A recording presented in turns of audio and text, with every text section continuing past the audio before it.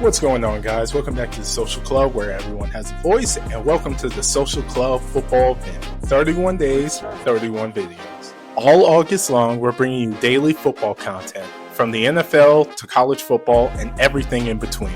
Expect videos on Heisman frontrunners, NFL MVPs, bold predictions, hot takes, and more as we gear up for the new season. Make sure to subscribe to our YouTube channel and hit the notification bell so you never miss a day of football content. We're building more than just content. We're building a community. So make sure to comment your thoughts below every video and let your voice be heard.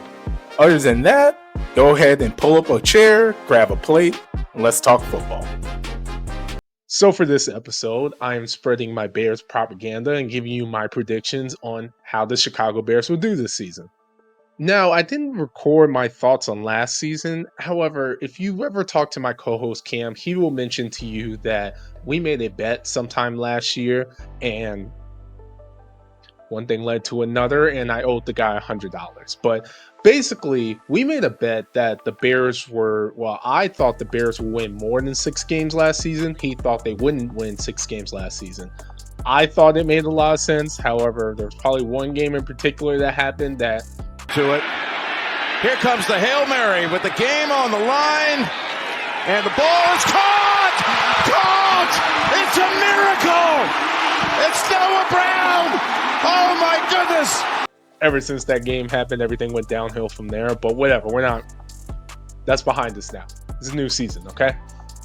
So with that being said, I want to put on record what my opinion is and kind of give you my thoughts and stuff on how they're going to do and go over some of the new additions and everything like that. Let's talk about the brand new additions first. Now, the elephant in the room, we have a brand new head coach, so people are interested in what's going on with that and how well he's going to do. Now, first of all, I really like Ben Johnson.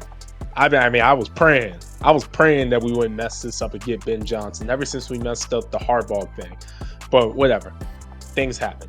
Now we have Ben Johnson. And with Ben Johnson coming in, he brought in this whole new coaching staff, which good, because I didn't think our coaching staff was that good anyway. So with him, he brought in for defensive coordinator, brought in Dennis Allen, which you guys know anything about Dennis Allen. He came from the Saints, which is what it is. He had his stint there, and now he's with the Bears, so we welcome him with open arms. And then for the OC, he brought in Declan Doyle. Now, personally, I don't know much about the guy, and maybe that's just me not being a ball knower. I don't know. You guys let me know in the comments, but he seems like just a Ben Johnson guy. And honestly, from Ben Johnson's demeanor, it seems like Ben Johnson's really going to be the one calling the plays anyway, so I don't really mind either way. Now, going into the real important additions, are all the added players we brought on to the roster to fix some of our needs. First of all, by week 3, it became very clear that our O-line and our interior defensive line was horrendous, really bad. I tried to give him the benefit of the doubt, but it became clear that offensive line for sure was the biggest weak spot of the Chicago Bears, and we 100% addressed that issue. First of all, we signed an old reliable Joe Thuney, which you see a bunch of pictures with him. He has a bunch of Super Bowl rings for a reason. Very reliable guy. I think it's a great addition, and he's all reliable. You know, he's definitely a veteran in the field, but there's no sign of his play going down at all. So great addition to the team. I really enjoyed that. We also signed a bunch of other guys that are going to fill the role in for the interior offensive line position. You know, Jonah Jackson, Drew Dowman, to name a few. Just some practice guys were also signed here and there to just bring some depth into the interior lineman position. And then along with that, going into the draft later on, we did sign an offensive tackle and a defensive tackle for sure. And then moving over to defense, you know, some guys that were added on that I think was a huge addition was Dayo Adebayo, something like that. Grady Jarrett also was a great sign in my opinion. And then of course just addressing some other needs on the offense. You know, 2 more receivers, Devin Duvernay. Got some corners. We got a veteran QB in Case Keenum that we brought in as well. So I really enjoyed that. And then on top of that, we drafted. I liked it. I would give it a B plus. I liked it. I personally, I wanted to go all O-line and D-line, but I understand with all the people that we signed on the O-line, D-line, I can cut them some slack. So bringing in Colston Loveland, So adding more depth into the tight end position is great because I love Cole Kmet, but now having Loveland as well. Now you are a two tight end threat, which if you've seen Ben Johnson and how he called plays last season, two tight end threat is essential in this offense. He utilized them a lot. Also, we got Luther Burden III, which I thought was a phenomenal pick and an absolute steal. I think he's going to be great. And then with the crazy, insane mind of Ben Johnson, he's going to be a gadget player for sure. So I'm happy to see him. I think he'll fit well in with the other receivers in that lineup. And then to round things off, we got an O-line and another interior defensive lineman, which I also think is great. We can never get enough of that considering how bad and poorly they played last season. So with that being said, I'll talk about the offense a little bit here. Now, the biggest question is obviously Caleb Williams. How is Caleb Williams going to do? I will say the success of the Bears really does rely on Caleb Williams. Last season, when I talked about Caleb Williams, I made the point that he didn't have to be perfect because I thought as a team and as a unit, we'd be good enough to help him win games. And to a degree, I wasn't wrong. However, towards the back half of the season, it became very clear that Caleb needed to step up if they were going to win games. And that's what I'm expecting of him this season. Now, am I expecting us to go undefeated? Absolutely not. But we cannot afford a sophomore slump at this point. And honestly, from how he played last season, it would be insane if he did get worse. He wasn't bad, but he wasn't some stellar all-star rookie MVP, and the likes. So because of that, I'm hoping it can only get better from here. But anything short of being above and beyond what you were last season, it is going to look poorly on him as a whole. And it's a shame because it's his second year and he's got a brand new head coach and still all these additions to the team. But the Bears is a tough market. We're a tough fan base. It is what it is. Moving on to defense, I have no worries about this defense. If anything, I feel even better because we addressed some key issues on the defensive line. But this defense is absolutely phenomenal. And they were really great last year until going into the back half when it became clear like their playoff aspirations were done. They're just trying to fill out the time, get to the end of the season. But this defense, I'm expecting big things.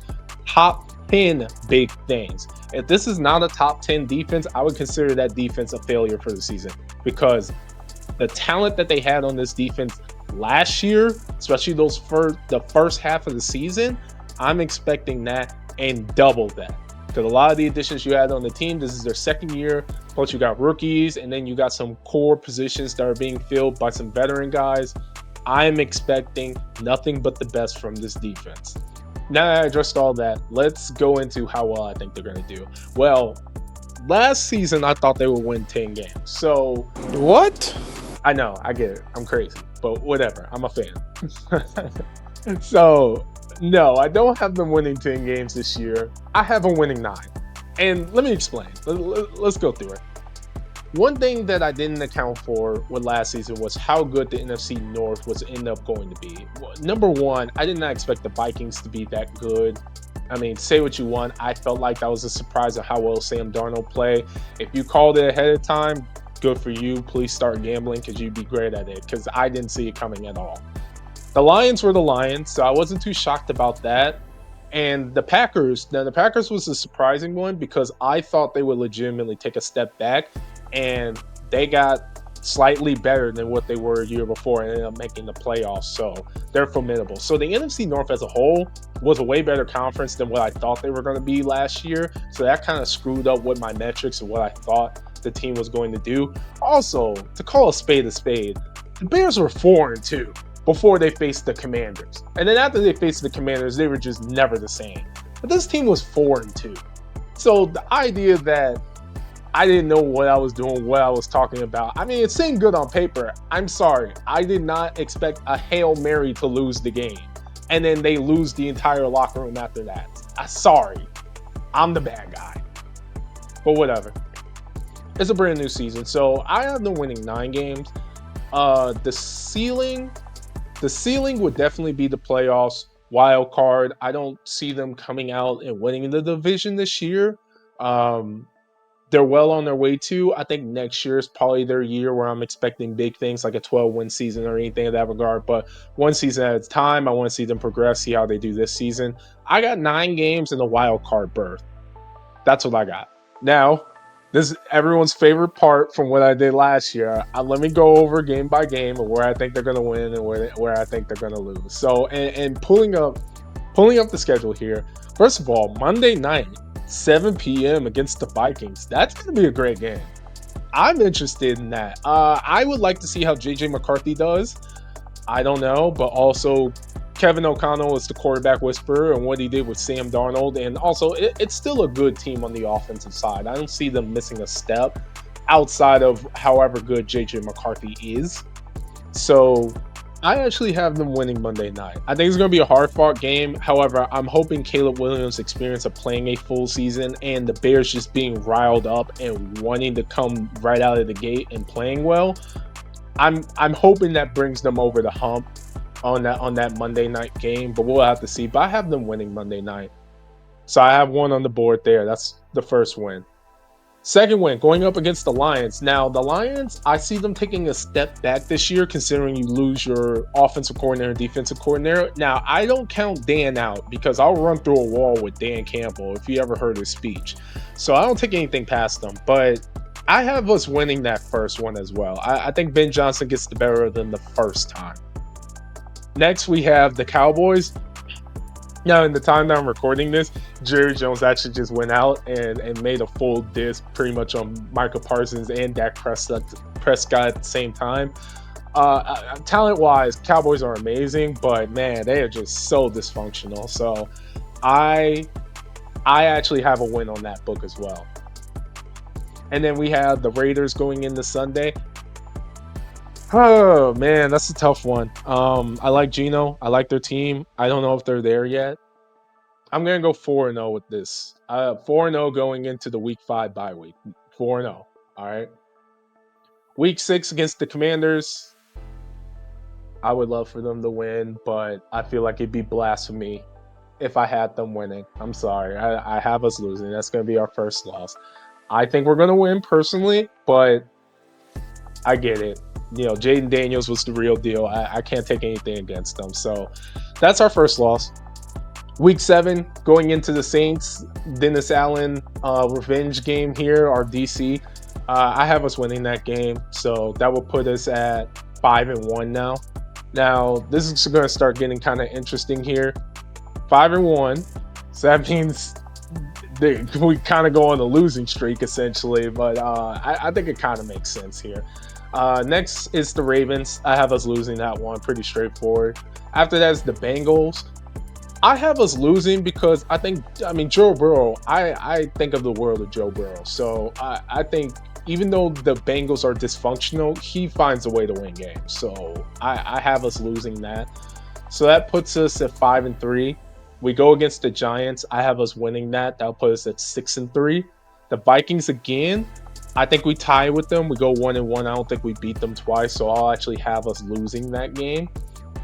So that'd be 5-4. That would be 6-4. My bad. 6-4. Going against the Steelers. As much as I would love for us to beat Aaron Rodgers, I think we can, but it's Aaron Rodgers, man. The ghost of Aaron Rodgers still lives on. I think he finds a way. I have us losing to them. So that would make us 6-5. So a bit of a losing streak. Philadelphia Eagles, loss. Listen, the Eagles, talent-wise, is the greatest team. One of the greatest teams in NFL history, talent-wise, going into this year. They're the real deal, all right? So we're 6-6. Going up against the Packers here. This one's interesting because historically we don't do well against the Packers, but I have us at least splitting it. So I have a win, one or the other. I'll say the first one that we win, so that makes us 7-6. And then we face the Browns, so that'll make us 8-6. And then we'll lose to the Packers again, so that'll make us 8-7. So then the last 2 games, we have the 49ers and the Lions. This one's interesting. Most people would think that we beat the Lions and then that'd be 9, and then we lose to the 49ers, so it'd be 9-7. Like I said, I think we beat the 49ers. I think we do. And I'll tell you why. Historically, we play the 49ers well. Historically. I remember the last time they came in, and this team went to the Super Bowl that year, but I remember the last time they came in and Justin Fields beat them with his legs alone. So give me the Bears over the 49ers. And then after that, I got us losing to the Lions again. Because I think they get one. I mean, it's tough to win the division 2 games. It's tough to beat a team twice in the division. It's just a tough deal. But that's my record. That's what I got. 9-7, wild card berth. I don't see the Lions making the playoffs this year. I'm interested in seeing how the Vikings do. Packers, I think it's coming out of our division, so it's really just up for grabs after that. But I think we squeeze in. The NFC is not as formidable as the AFC, so I think a 9-7 is a good enough record to get you into the wild card, but we'll see. Other than that, you guys let me know your thoughts. Am I crazy? Am I a genius? I don't know. I've been here before. Things went my way until the Commanders, and then it didn't. So we'll see how far I go this year. But other than that, guys, don't forget to subscribe to the channel. Check out all of our other content. And again, we're posting every single day. So hit that notification button because literally tomorrow, going back yesterday, you can watch our content. But other than that, take care, guys, and I'll see you in the next video.